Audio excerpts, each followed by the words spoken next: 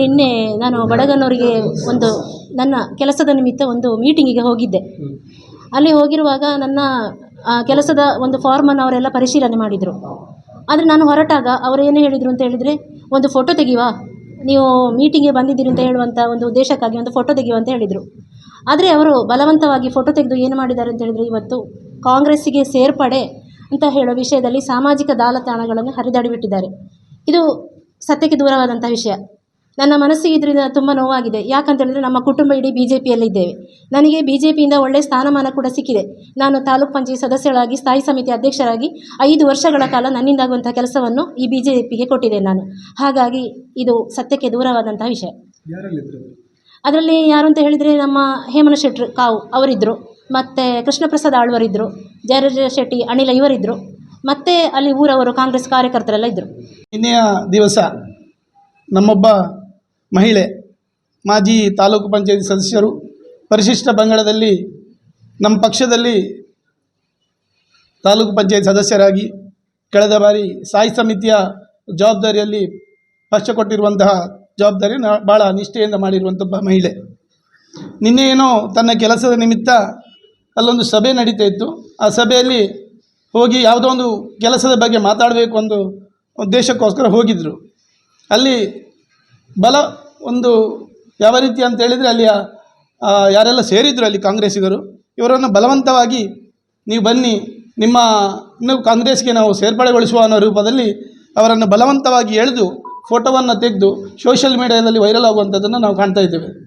ಬಹುಶಃ ಈ ತಾಯಿ ನಿನ್ನೆ ರಾತ್ರಿ ನಮಗೂ ಮಾತಾಡಿದೆ ಫೋನಲ್ಲಿ. ನಾನು ಆ ರೀತಿ ಯಾವುದು ಉದ್ದೇಶಕ್ಕಾಗಿ ಹೋಗಿಲ್ಲ, ನನ್ನೊಂದು ಕೆಲಸದ ನಿಮಿತ್ತ ನಾನು ಹೋಗಿದ್ದೆ. ಅಲ್ಲಿ ವಿನಾಕಾರಣ ನನ್ನನ್ನು ಭಾರತೀಯ ಜನತಾ ಪಾರ್ಟಿಯ ತಾಲೂಕು ಪಂಚಾಯತ್ ಸದಸ್ಯೆ ಕಾಂಗ್ರೆಸ್ ಸೇರ್ಪಡೆ ಆಗಿದ್ದಾರೆ ಅನ್ನೋ ಒಂದು ವೈರಲ್ ಆಗುವಂಥದ್ದನ್ನು ನಾನು ಕಂಡೆ.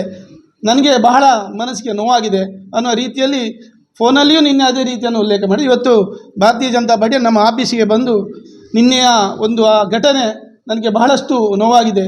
ನನಗೊಂದು ಮನಸ್ಸಿಗೆ ತುಂಬ ಆಘಾತವಾಗಿದೆ.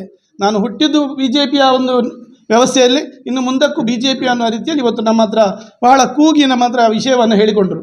ಇವತ್ತು ನಾನು ಆಫೀಸಲ್ಲಿ ಮಾತಾಡುವಾಗ ಯಾರೋ ನಮ್ಮ ಈ ರೀತಿಯ ಮಾಧ್ಯಮದವರಿಗೂ ನಿಮಗೆ ಒಂದಷ್ಟು ಮಾಹಿತಿ ಸಿಕ್ಕಿದೆ ಅಂತ ಭಾವಿಸ್ತೇನೆ. ನೀವು ಕೂಡ ಬಂದಿದ್ದೀರಿ.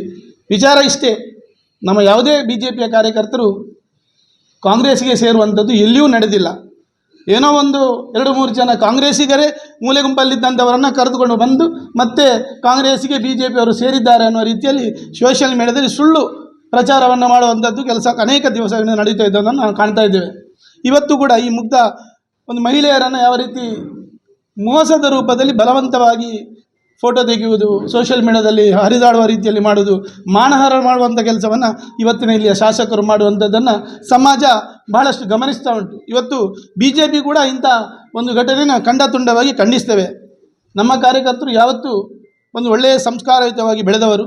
ಅವರು ಯಾವತ್ತೂ ಇದ್ದರೂ BJP ಗೆಲ್ಲಿ ಸೋಲ್ಲಿ ಅದು ಯಾವತ್ತೂ ನಾವು BJPಯಲ್ಲಿ ಇರ್ತು ಅನ್ನೋ ರೀತಿಯಲ್ಲಿ ಇವರ ಮಾತಲ್ಲಿ ನಮಗೆ ಉಲ್ಲೇಖ ಆಗಿದೆ ಇವತ್ತು.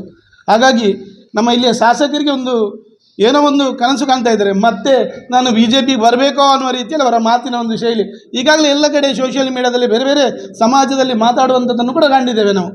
ಅವು ನಿಖಿಲ್ನೇ ಕೂಡ BJPಗೆ ಯಾರು ಬರ್ಪೇರಿಗೆ ಅಂತ ಆ ರೀತಿಯಲ್ಲಿ ಮಾತಾಡೋದನ್ನು ನಾವು ಕಾಣ್ತಾ ಇದ್ದೇವೆ.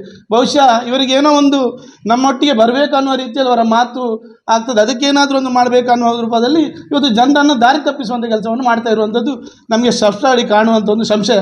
ಹಾಗಾಗಿ ಈ ರೀತಿ ಮಾಡಿದರೆ ಅವರಿಗೇ ಗೊತ್ತಾಗ್ತದೆ, ಸಮಾಜಕ್ಕೆ ಗೊತ್ತಾಗ್ತದೆ ಎಲ್ಲವೂ. ಕಾಂಗ್ರೆಸ್ ಇವತ್ತು ಮುಳುಗು ಹಡಗು ಅನ್ನೋ ರೂಪದಲ್ಲಿ ಎಲ್ಲ ಜನ ನೋಡ್ತಾ ಇದ್ದಾರೆ. ಭವಿಷ್ಯದಲ್ಲಿ ಖಂಡಿತ ನಾವು BJP ಮತ್ತೆ ಇಲ್ಲಿ ಗೆಲ್ತದೆ, BJP ಬಲಿಷ್ಠ ಆಗ್ತದೆ. ಇವರ ಯಾವುದೇ ಸುಳ್ಳು ಪ್ರಚಾರಕ್ಕೆ ನಮ್ಮ ಕಾರ್ಯಕರ್ತರು ಬಲಿಯಾಗುವುದಿಲ್ಲ. ಸುದ್ದಿ ಚಾನಲ್, ಕ್ಷಣ ಕ್ಷಣದ ಸುದ್ದಿಗಾಗಿ.